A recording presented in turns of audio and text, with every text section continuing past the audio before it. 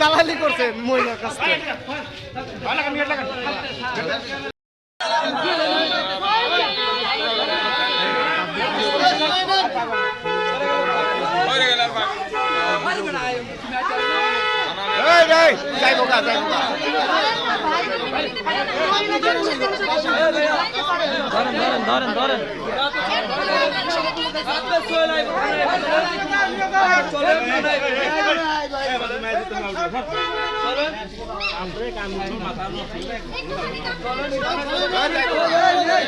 তো যাইবো গা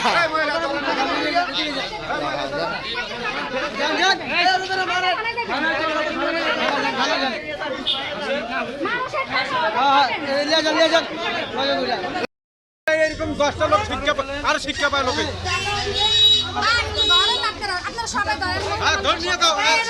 ভিতরে দেখুন টাকা নিয়ে নি যান সামনে ভিডিও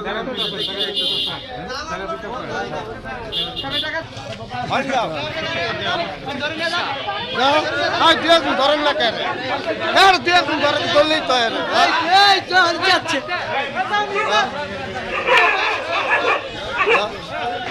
আর দালালি করছে মহিলার কাছ থেকে।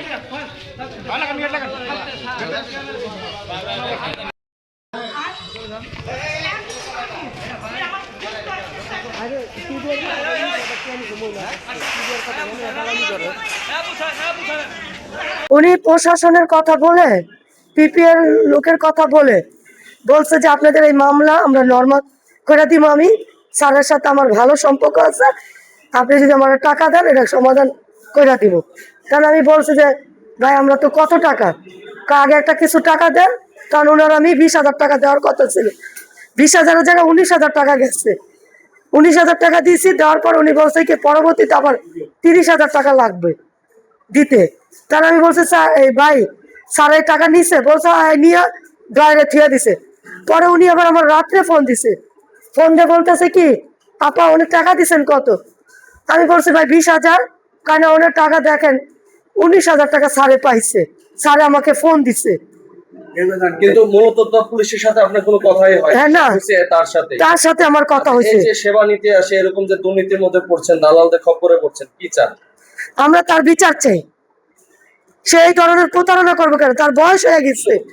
এই যে আজকে আমার এই ক্ষতিটা কত বড় ক্ষতি হয়ে গেছে তার কারণে। আমি মনে করছি সে তো টাকা সারেলে দিচ্ছে, কিন্তু আসলে তো লাগে না, টাকা হার পকেটে নিয়ে ঢুকায় রাখছে।